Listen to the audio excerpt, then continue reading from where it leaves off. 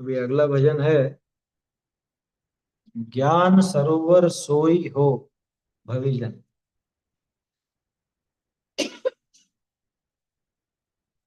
ज्ञान सरोवर सोई हो भविजन। ज्ञान सरोवर सोई भूमि छिमा करुणा मर जादा समरस जल जहाँ होई भविजन। ज्ञान सरोवर सोई परनति लहर हरख जल चर बहु नय पंकति परकारी परनति लहर जल चर बहु नय पंकति परकारी सम्यक कमल अष्टदल गुण है सम्यक कमल अष्टदल गुण है सुमन भंवर अधिकारी ओ भविजन ज्ञान सरोवर सोई संयमशील आदि पल्लव है कमला सुमति निवासी संयमशील आदि पल्लव है कमला सुमति निवासी सुजस सुवास कमल परिचय तैं सुजस सुवास कमल परिचय तैं पर सत भ्रम तप नासी हो भविजन ज्ञान सरोवर सोई भवमल जात नाथ भविजन का होत परम सुख साथा भवमल जात नाथ भविजन का होत परम सुख साता ध्यानत यह सर और न जाने ध्यानत यह सर और न जाने जाने बिरला ज्ञाता भविजन ज्ञान सरोवर सोई ओ भविजन ज्ञान सरोवर सोई। देखिए क्या कह रहे हैं। अरे पहले तो बात चली थी सच्चा ज्ञानी वही। अब कह रहे हैं कि ज्ञान रूपी सरोवर तो वही। यहाँ सरोवर की उपमा दी है किसको? ज्ञान को। सरोवर अपन सब जानते हैं। सरोवर माने तालाब। जैसे तालाब होता है तो तालाब में बहुत सी चीजें होती हैं। अब तालाब की पूरी उपमा सांग रूपक यहाँ पे ज्ञान के ऊपर घटित होता है। कैसे घटित होता है वो देखते हैं। भूमि छिमा। देखो अब सरोवर में नीचे जमीन तो होती ही है। कोई भी अगर सरोवर बनाता है कृत्रिम भी होता है ना। तो नीचे जमीन होगी तो जमीन काय की है? ज्ञान सरोवर की। ज्ञान रूपी सरोवर की जो नीचे भूमि है वो क्षमा है। क्षमा की भूमि पर ज्ञान का सरोवर लग ज्ञान का सरोवर होता है। और सरोवर की एक मर्यादा होती है। देखो नदी की मर्यादा नहीं होती, नदी बहती जाती है। लेकिन सरोवर की एक मर्यादा होती है, उसकी पाल होती है या उसकी एक बाउंड्री होती है। तो इसकी बाउंड्री क्या है? करुणा। ज्ञान की ज्ञान रूपी सरोवर की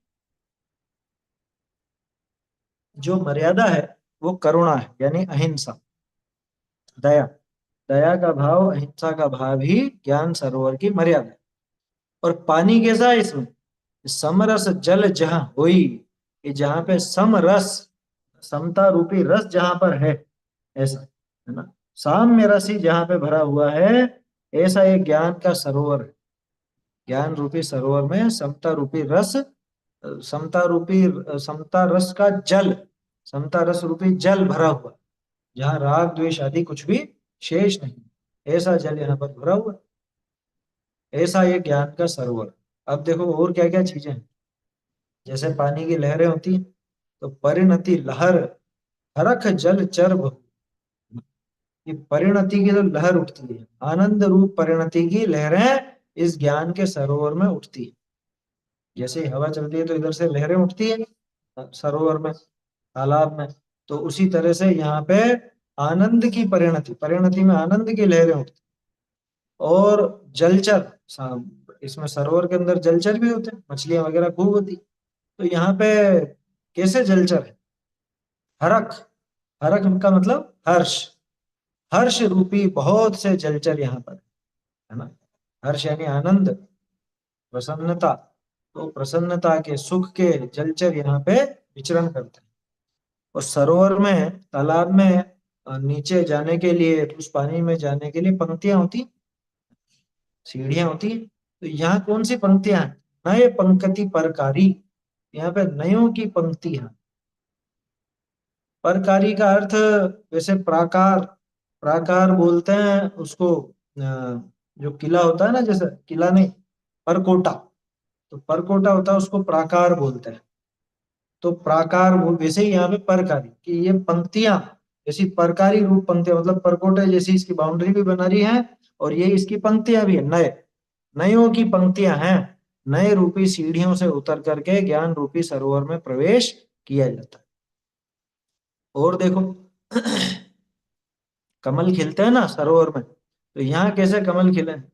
सम्यक रूपी कमल खिले हुए हैं।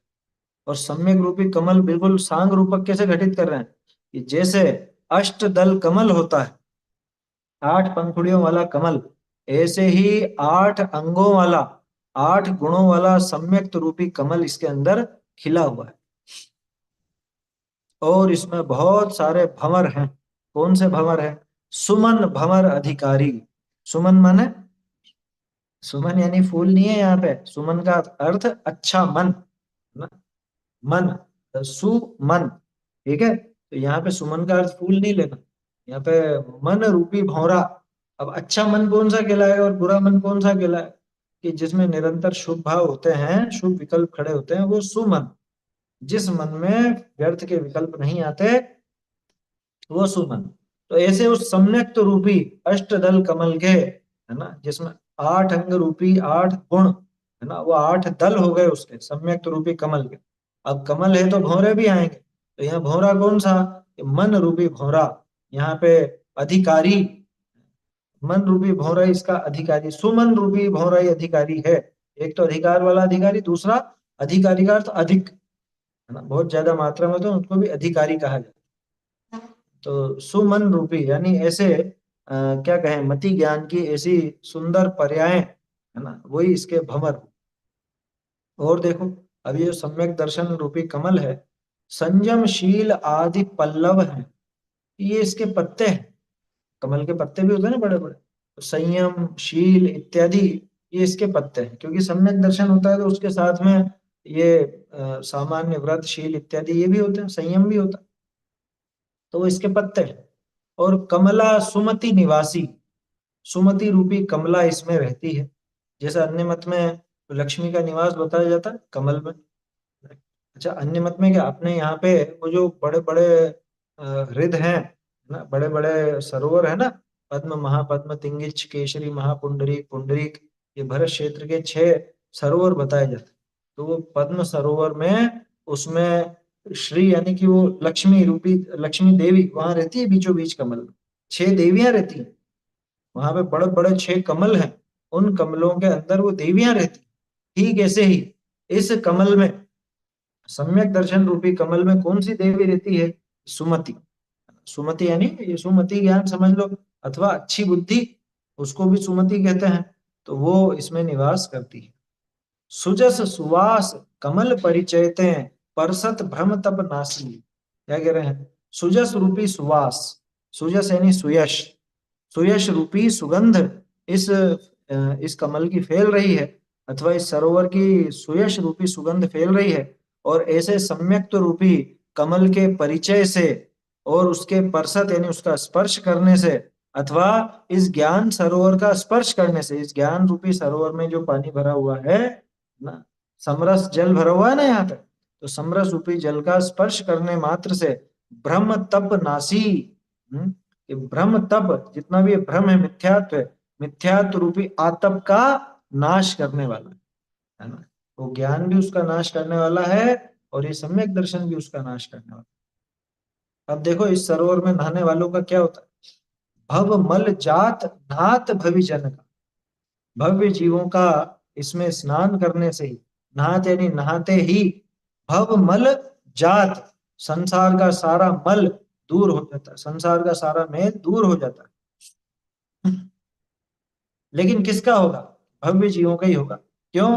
क्योंकि सरोवर में स्नान भव्य जीव ही करते हैं। अभव्य जीव, अज्ञानी जीव कभी ज्ञान सरोवर में स्नान ही नहीं करते। और क्या होता है उनका? होत परम सुख साता, परम सुख साता, परम सुख परम शांति उनको प्राप्त होती है। जो इस ज्ञान सरोवर में डुबकी लगाते हैं, जो इस ज्ञान रूपी सरोवर में स्नान करते हैं, उनको परम सुख की प्राप्ति स्वयं सहज ही हो जाती है। दयानत, दयानत राय जी कह रहे हैं, यह सर और न जाने, इस सर को माने इस सरोवर को और कोई नहीं जानता, जाने बिरला ज्ञाता। कोई ऐसे बिरला ज्ञाता जीव ही हैं, है ना। बिरला का मतलब जो बहुत विरल हैं, ऐसे सहज नहीं है, ऐसा आसान नहीं है। बहुत कम लोग हैं, बहुत ऐसे जो भव्य जीव हैं, है ना, उनकी संख्या कम ही है। तो ऐसे बिरले जीव ही इस ज्ञान रूपी सरोवर को जानते हैं। तो वास्तव में तो ये ज्ञान का सरोवर, मतलब ज्ञान ही है वो सरोवर वास्तव में। हम्म। और भव्य जीवों से कह रहे हैं कि ज्ञान सरोवर सोई कैसा है, कि जिसमें ये सब चीजें, जिसमें क्षमा की भूमि और करुणा जिसकी मर्यादा, और जिसमें समरस रूपी जल भरा हुआ है, जिसमें परिणति की लहरें, है ना, उठ रही हैं, और हर्ष रूप जलचर उसमें रहते हैं, नयों की पंक्तियां हैं, सम्यक दर्शन रूपी कमल 8 दल वाला वहां मौजूद है, और उसमें सुमन उसका भंवर होकर के उसकी खुशबू ले रहा है। ऐसी सब विशेषताएं हैं। शील संयम उसके पत्ते हैं, और कमला ये सुमति रूपी कमला, सुमति रूपी लक्ष्मी उसके अंदर रहती है। ऐसे उस कमल से और उस सरोवर से, उसके जल से, इन सबका स्पर्श होने से, इनका परिचय होने से ही भ्रम रूपी तप का, आतप का नाश होता है। ऐसी बात है इसमें। तो ये ही वास्तव में ज्ञान रूपी सरोवर है, और इस ज्ञान रूपी सरोवर में नित्य ही सबको स्नान करना चाहिए। क्या? उसमें तो लिखा ना अमृत चंद्राचार्य ने, मज्जंतु निर्भर ममी सममेव लोका। इसमें डुबकी लगाओ। क्या? अपने आत्मा रूपी सरोवर में इसमें डुबकी लगाओ, ज्ञान सरोवर में डुबकी लगाओ। और ज्ञान सरोवर में डुबकी लगाना माने शास्त्राभ्यास करना नहीं है, बल्कि शास्त्राभ्यास का जो सार है, फल है, उसके अर्थ को समझकर, उस पर विचार करके, निर्णय करके, अपने आत्म स्वरूप को पहचाने, उसमें लीन होवे, ये है ज्ञान सरोवर में डुबकी लगाना, है ना। इसे कहते हैं ज्ञान रूपी सरोवर में डुबकी लगाना। तो ऐसा ये ज्ञान रूपी सरोवर है, और सभी भव्य जीव इसमें स्नान करें, ऐसी भावना इसके अंदर भरी गई।